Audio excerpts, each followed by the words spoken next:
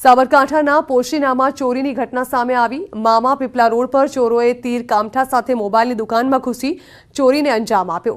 ચોરો કુલ ₹48,000ની ચોરી કરીને ફરાર થયા। પોલીસે સીસીટીવીના આધારે સમગ્ર મામલે તપાસ હાથ ધરી।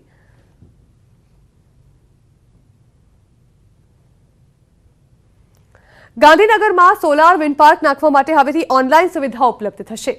રિન્યુએબલ એનર્જીને લગતી બાબતો માટે હવે કોઈપણ વ્યક્તિ ઓનલાઈન અરજી કરી શકશે। અત્યાર સુધી માત્ર લેખિત અરજીનો વિકલ્પ હતો, પરંતુ રાજ્ય સરકાર દ્વારા હવે renewable energy connectivity portal develop કરવામાં આવ્યું છે।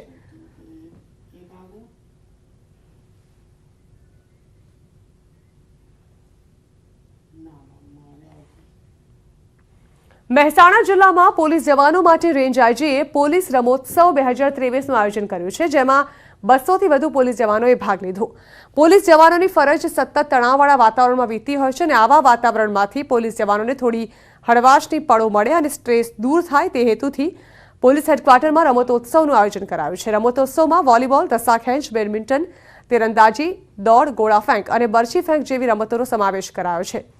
રમતોત્સવને લઈને પોલીસ જવાનોમાં ભારે ઉત્સાહ જોવા મળી રહ્યો છે। આજે જિલ્લા પોલીસ રમતોત્સવનું ઉદ્ઘાટન કર્યું છે અને શરૂઆત થઈ છે, તો કેટલો બધો ઉત્સાહ છે। એથ્લેટિકની વિવિધ રમતો છે, વોલીબોલ છે, ચેસ છે, બેડમિન્ટન છે, ઘણી બધી રમતો છે અને 200 ઉપર કર્મચારીઓ ભાગ લઈ રહ્યા છે અને સ્કૂલના બાળકો પણ મોટી સંખ્યામાં આવેલા છે। વિશાળ સંખ્યામાં એસપીસીના સ્ટુડન્ટ કેડેટ આવેલા છે, તો એક ઉત્સાહનો માહોલ છે। આના ઓર્ગેનાઇઝ કરવા માટે એક જ હેતુ છે કે એક તો પોલીસ સ્પોર્ટ જો છે ફિટનેસના એક સારું માધ્યમ છે પોલીસ માટે।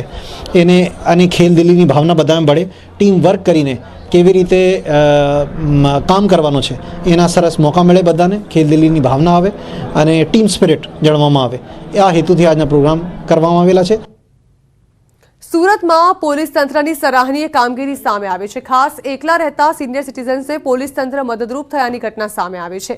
નાણાકીય સંકળામણ અનુભવતા વૃદ્ધ પરિવારે કમિશનરને પત્ર લખ્યો હતો। વૃદ્ધ દંપતીને એક પુત્ર છે, જેનો અકસ્માત થતા જીવન નિર્વાહ માત્ર ભાડે આપેલી દુકાનો હતી। ભાડું ન ચૂકવતા દંપતીએ પોલીસની મદદ માંગી હતી। ત્યારબાદ પોલીસે ભાડુઆત અને માલિક વચ્ચે સમાધાન કરાવી કબજો અપાવ્યો।